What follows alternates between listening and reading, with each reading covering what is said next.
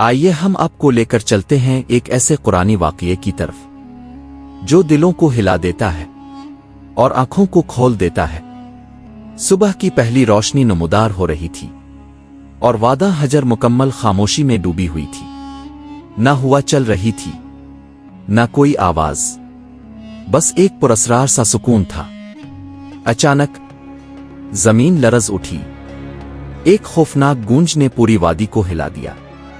ایک عظیم پہاڑ درمیان سے پھٹ گیا اور اسی چٹان کے اندر سے ایک نور پھوٹا، ایک تیز چمکتا ہوا نور، اور اس نور میں سے ایک عظیم الشان اونٹنی ظاہر ہوئی۔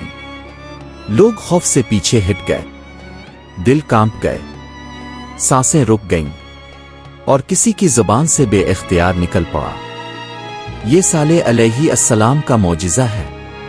مگر جب غرور اور سرکشی حد سے بڑھ گئی تو اللہ کا عذاب نازل ہوا، قوم ہلاک کر دی گئی، لیکن ایمان والے اللہ کی حفاظت میں بچا لیے گئے۔ یہ مومن لوگ وادی چھوڑ کر نئی زمین کی تلاش میں نکل پڑے۔ سفر طویل تھا، راستے دشوار تھے، مگر امید ابھی زندہ تھی۔ بالآخر وہ ایک زرخیز سرزمین پر پہنچے جہاں چشمے بہتے تھے اور باغات تھے۔ یہی الولا تھی، یہیں سے قوم سمود نے عروج پایا۔ اللہ نے انہیں طاقت دی، عقل دی، اور پہاڑ تراشنے کا بے مثال ہنر عطا کیا، مگر نعمتوں کے ساتھ غرور بھی آ گیا اور انہوں نے اللہ کو بھلا دیا۔ اسی قوم میں ایک نیک گھرانے میں صالح علیہ السلام کی ولادت ہوئی۔ جب وہ جوان ہوئے تو اللہ نے انہیں نبوت عطا فرمائی۔ انہوں نے اپنی قوم کو ایک اللہ کی عبادت کی دعوت دی، مگر سرداروں نے مطالبہ کیا، اگر تم سچے ہو تو کوئی معجزہ دکھاؤ۔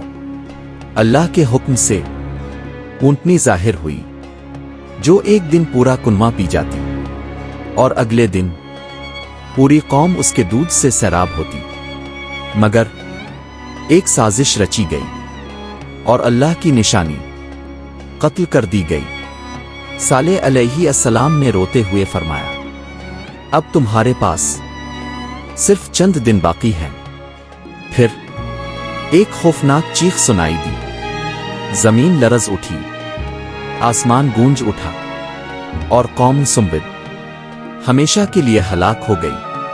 آخر میں صالح علیہ السلام ویران وادی کے کنارے کھڑے ہو کر بولے، میں نے تمہیں سمجھایا تھا، مگر تم نصیحت کو پسند نہیں کرتے تھے۔ اگر آپ کو یہ ویڈیو پسند آئی ہو تو لائک ضرور کریں، چینل کو سبسکرائب اور فالو کریں۔